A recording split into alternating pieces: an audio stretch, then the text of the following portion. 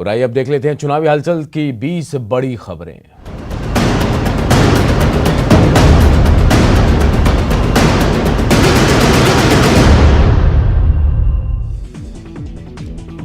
किशनगंज में चुनाव की तैयारियों में आरजेडी के नेता जुटे हुए हैं। आरजेडी के संभावित प्रत्याशी फैयाज आलम ने जनसंपर्क कर प्रचार अभियान चलाया।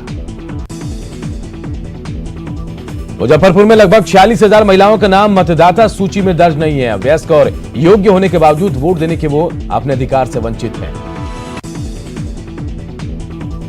आगामी विधानसभा चुनाव को लेकर भात गांव एसएसबी कैंप में इंडिया और नेपाल के वरीय अधिकारियों की बैठक हुई। चुनाव में सूचना के आदान प्रदान संबंधित संदिग्ध गतिविधियों पर कार्रवाई और आपसी सहयोग की बात कही गई। कटिहार में कला संस्कृति मंत्री कृष्ण कुमार ऋषि ने मोदी सरकार के काम को गिनाया। उन्होंने कहा कि चुनाव में केंद्र सरकार के कामों का एनडीए गठबंधन को लाभ मिलेगा। बीजेपी के राष्ट्रीय प्रवक्ता शहनवाज हुसैन ने मुंगेर में प्रेस कॉन्फ्रेंस कर एनडीए सरकार के कामों को गिनाया। उन्होंने कहा कि नीतीश कुमार के नेतृत्व में पार्टी चुनाव लड़ेगी। सीतामढ़ी में बीजेपी नेता और सहकारिता मंत्री राणा रणधीर सिंह ने बूथ लेवल के कार्यकर्ताओं के साथ सीधा संवाद किया और पार्टी की राजनीतिक जमीन मजबूत करने पर चर्चा की। बीजेपी ने मुजफ्फरपुर में 54% पिछड़े वोट बैंक को गोलबंद करने के लिए चुनावी अभियान शुरू कर दिया है। पिछड़ा मोर्चा ने कार्य समिति की बैठक कर केंद्र और राज्य सरकार की योजनाओं को घर घर पहुंचाने का लक्ष्य तय किया है। झारखंड के पूर्व सीएम रघुवर दास सिवान पहुंचे, जहां बसंतपुर के गांधी आश्रम में बीजेपी कार्यकर्ताओं को उन्होंने संबोधित किया। रघुवर दास बीजेपी के जनसंवाद कार्यक्रम में पहुंचे। मुजफ्फरपुर को केंद्रीय विद्युत राज्य मंत्री आरके सिंह ने 7 योजनाओं की सौगात दी है। 24 करोड़ 38 लाख की लागत से बनने वाली योजनाओं का शिलान्यास किया गया। हम के राष्ट्रीय अध्यक्ष और पूर्व सीएम जीतन राम मांझी ने कैनाल मैन के नाम से मशहूर हो चुके लौंगी भुइयां को भारत रत्न देने की वकालत की है।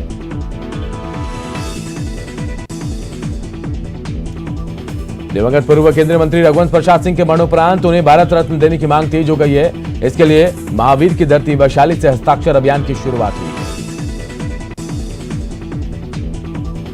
विधानसभा चुनाव की तैयारियों को लेकर मधुबनी में जेडीयू की नगर शाखा का सम्मेलन हुआ, जिसमें बूथ स्तर पर संगठन को मजबूत करने पर चर्चा हुई।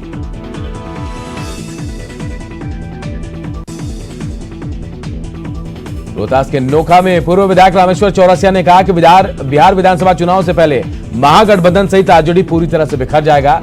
आने वाले 2-4 दिनों में विपक्षी दलों की स्थिति और खराब होगी। चुनाव आते ही आबादी के हिसाब से सीटों की मांग तेज हो गई है। कानू हलवाई समाज ने भी महागठबंधन के नेता तेजस्वी यादव से आबादी के हिसाब से सीट देने की मांग की है। लखीसराय में चुनावी सरगर्मी तेज हो गई है। जेडीयू सेवा दल के प्रदेश महासचिव सुरजीत कुमार बढ़िया प्रखंड क्षेत्र में दौरा कर लोगों से आशीर्वाद मांग रहे हैं। अररिया में बीजेपी नेता सम्राट चौधरी ने कहा कि पीएम मोदी ने अपने काम से जनता का भरोसा जीता है। केंद्र और राज्य की सरकार मिलकर बिहार में विकास की बयार बहा रही है। जन अधिकार पार्टी के अध्यक्ष पप्पू यादव ने किसानों के मुद्दे पर और केंद्र और नीतीश सरकार पर हमला बोला है। पप्पू यादव ने सरकार की नीतियों के खिलाफ चरणबद्ध आंदोलन के तहत 27 सितंबर को बिहार बंद का ऐलान किया है। विधानसभा चुनाव को लेकर पुलिस प्रशासन सुरक्षा व्यवस्था को दुरुस्त करने में जुट गया है।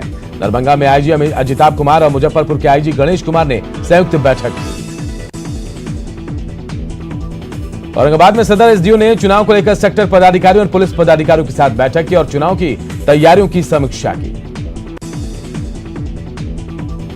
गया कॉलेज में एनएसएस स्वयं सेवकों ने मतदान के लिए लोगों को जागरूक किया ताकि लोग ज्यादा से ज्यादा संख्या में बूथों पर जाएं।